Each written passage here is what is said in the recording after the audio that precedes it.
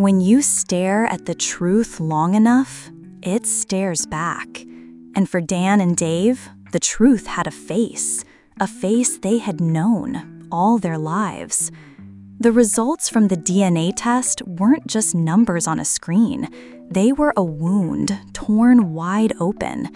99.99% probability of full siblings. Dan stared at it until the words blurred.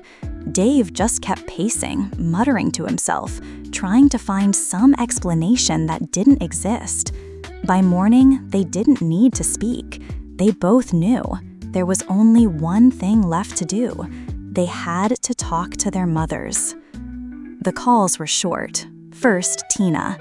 Dan's voice was unusually steady, but she could feel something in it, something heavy. Then Rose. She hesitated, but agreed to meet. The location? Dave's family house, neutral ground, or so they thought.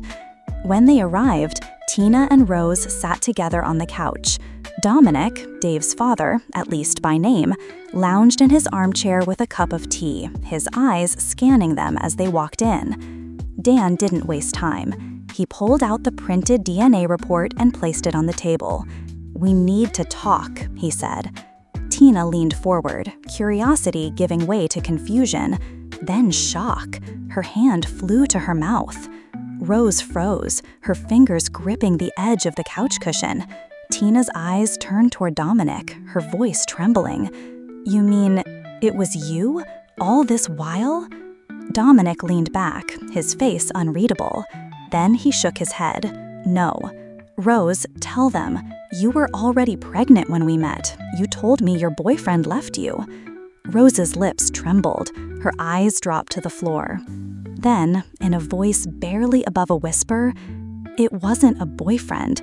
I was raped. On the way from my mother's village, 2 masked men. One held me down. The other," her voice cracked, "the other one did it." Tina's breath caught in her throat. It was as if the room tilted beneath her feet. "That's exactly what happened to me," she said slowly. "Same bush path, same 2 masked men. One held me down, the other..." She didn't finish. The air grew heavy. Dominic said nothing.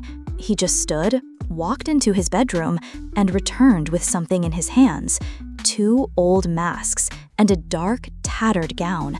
Tina and Rose gasped at the same time. "Yes," they said, "these are the ones." Dan's jaw clenched. Dave's hands curled into fists. Dominic spoke quietly. "I was not always the man you see today. I had a friend. He's dead now.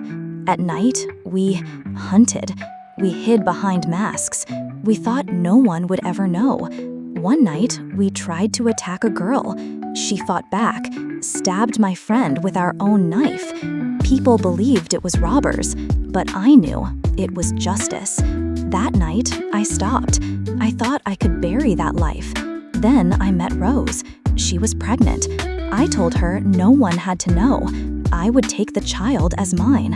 That child was you, Dave." Dan stepped forward, his voice shaking. "You mean you're the one who..." He lunged. His hands gripped Dominic's collar. "Dan!" Tina's voice cracked. "Leave him!"